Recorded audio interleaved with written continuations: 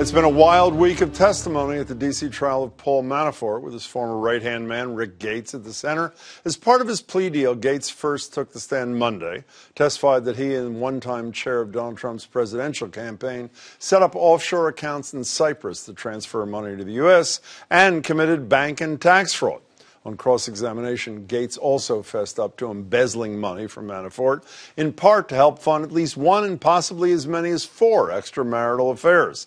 But as salacious as some of those details are, the person in the case who's starting to raise the most eyebrows may be the judge, who's been sparring with attorneys on both sides throughout the trial from the moment jury selection began, and he kept pushing them to, quote, move it along, to telling attorneys to, quote, rein in their facial expressions, claiming they'd been rolling their eyes. Through the trial, Judge T.S. Ellis has questioned the prosecution's characterization of oligarchs, has constantly urged attorneys to speed it up, even declaring today, quote, judges should be patient. They made a mistake when they confirmed me. But most odd to me was after Gates testified that Manafort was, quote, very good at knowing where the money was and where it was spent, and the judge interrupted to point out he couldn't have been that good if he didn't notice the money Gates stole from him. Was Judge Ellis not undermining the prosecution's primary argument against Manafort? Joining me to discuss that and a few other items are former U.S. Attorney Carmen Ortiz, served under Barack Obama, successfully prosecuted Jahar Tsarnaev and Whitey Bulger, among others. Good to see you. Good to see you, She's John. now with Anderson & Krieger, LLP. And Attorney Bruce Singal, who worked alongside Robert Mueller in the U.S. Attorney's Office in Boston, was named 2017 Mass Lawyers Weekly as Lawyer of the Year. Bruce, it's good to see you, too. Can we start with this Judge Ellis? Again, I haven't been in a courtroom except as a defendant in decades, I should say. Let me expand on what I said a minute ago. In Gates' testimony, Mr. Manafort, in my opinion, kept fairly frequent updates. Mr. Manafort was very good at knowing where the money was and where it was going. Ellis, the judge, interrupts the testimony to say, well, he didn't know about the money you were stealing, so he didn't do it that closely. It seems to me that is the central thesis of the prosecution, that Manafort had his fingers in everything. And Judge Ellis is basically telling the jury, by the way, it's pretty clear to me halfway through this trial, there were a lot of things he didn't know about. Is that not crossing the line, Carmen? Well, I mean, I think it's inappropriate to be commenting on the witnesses' testimony as well as their demeanor. On a central thesis in the case. On a central theme. But at the end of the day, when the jury gets back into that jury room, they're going to be focusing on the substance of the testimony and, more importantly, on all the documents and other testimony that will back up what they're saying. Even if they don't say, you don't think in that jury room, Bruce, that one juror, at least in his or her head, is going to say, well, wait a second. On the central theme here, the judge already told us Gates is overstating the case, that Manafort didn't know about a lot of things. Is that not a problem? Well, it crosses the line because the judge is an exalted figure in the jury's view. You have prosecutors and defense lawyers, and the jurors know these are hired guns for either side, whereas what the judge says has a credibility way above those figures. And so I think it was inappropriate, and some jurors may well remember. Well, is there anything prosecutors can do about it except object to it? I think they can ask for a sidebar, and it's happened, and you can go on the side. But it seems that this judge, from not just today, but the way his behavior throughout the week, he's not going to be listening, because a number of the things that he has said are things that judges may tell attorneys, like, be careful with your facial expressions, or don't remark, when I make a ruling. And that's all done at sidebar, outside the hearing of the jury. I think this judge is making certain points. On the other hand, though, it could backfire. It's not that he's, in some ways, it looks like he's undermining the prosecution, but it could backfire in the sense that it looks like he's really going overboard. And so it may look like he's favoring the defendant, and that might not be viewed so positively either. He should just be an objective, sort of, a ruler of the evidence in the case. Do his job. Not write op-eds in the middle of the trial. Exactly, be an editorialist. Let's talk about the defendant for a second and the jury. As an objective observer, I say to myself, having followed this pretty closely from the newspapers and television, well, the paper trail is so intense. Even if the prosecution has done, if the defense has done a great job of impeaching the credibility of Rick Gates, he's a liar, he's lied about all these things, it almost doesn't matter. But then I say to myself, in the world of 2018, again, I don't know from inside a courtroom, in a complex case about tax fraud and all this sort of stuff, a voice of a human being would seem to me matters a lot more to a juror than what's on a piece of paper. Am I wrong about that? No, I think you're right. It depends, but Jim, don't forget, you don't just have Rick Gates here. You have the voice of accountants, of bankers that are coming up. Immunized by the prosecutor's office. But why immunized? Because they know they did something wrong at the direction of the defendant. What was in it for them? But they're all you have to look at all of that. They're all potentially people who have committed criminal acts, which creates some question about all of their credibility, does it not, in the mind of the jury? But then you do fall back on the paper, because the paper shows that Mr. Manafort basically did have his fingers in the openings of all the accounts. You have evidence of his passport being there in these various foreign accounts. You have the email traffic between him and Gates. And you have, I think, his bookkeeper who said that Mr. Manafort, even though he turned over a lot of responsibilities to Mr. Gates, he paid attention to a lot of detail. You know, in these detailed cases, I've served on one jury in a civil case in my life, and I want to be nice because I believe in the jury system. Virtually nothing we discussed in the jury room, I hope I don't get in trouble for this, had anything to do with all the details. It was like from the gut kind of thing.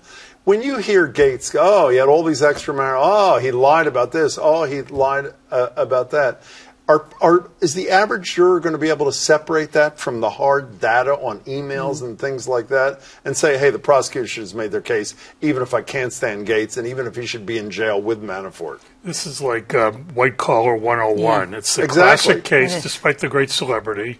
You have a cooperator, and the key to the case is providing independent corroboration of what the cooperator says, so that even if doubts are sown about the veracity of the cooperator, you have other people and other documents that back up what the cooperator says. And at the end of the day, it's not a complicated case. They're saying, from a tax fraud standpoint, there are millions of dollars that Manafort earned that he didn't declare and pay taxes on.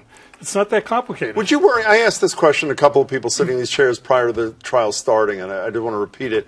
If I were a prosecutor in this case, what I would worry, no matter how good the voir dire was, there's one juror there who buys the notion that everything that has anything negative to do with Trump or anybody that likes him is fake news. So you can put in 2 weeks of compelling testimony, and you know what I say, Mr. Prosecutor? It's all fake news. Would you not worry about that? Of course, you would worry about it and be concerned about it, but what that leaves you with is a hung jury, and then you'd have to retry it again and go through that entire exercise. Speaking of Trump, would he be, I mean, in light of the fact we know collusion, Russia, not going to be mentioned in this case, and a lot of people are saying, well, what's this all about? Would Bob Mueller be even trying this case first, which he's doing? This is, and he knows, he's a smart guy, what the political implications are. Would he be trying this case if the ultimate goal was not what all we lay people think it is, which is to get Manafort to flip on his prior boss?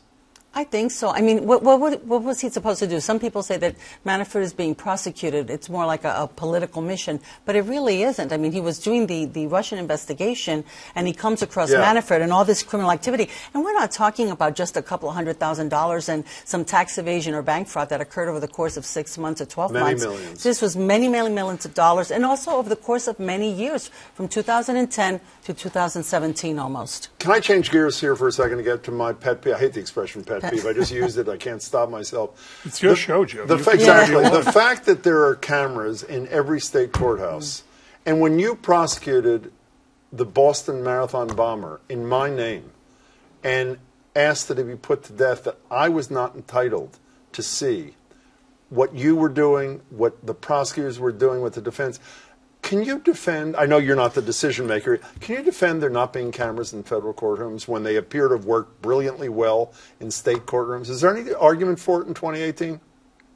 Not particularly, except that I think with cameras in the courtroom, you have some more focus on individuals sort of performing for the courtroom and perhaps acting and making decisions that they wouldn't do. Does that ever happen in a state courtroom that you're aware of?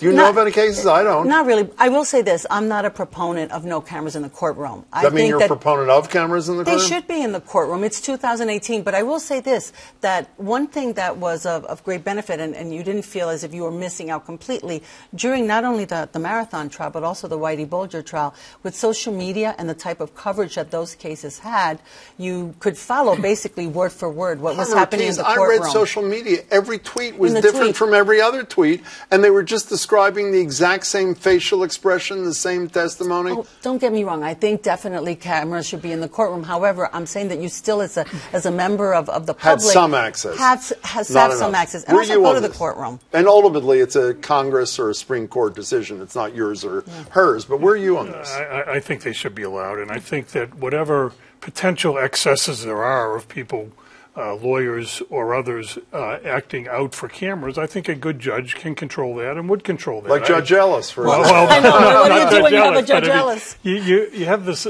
anomalous situation. We had it in the New England Compounding Center trial that I did, where there's a tremendous public interest.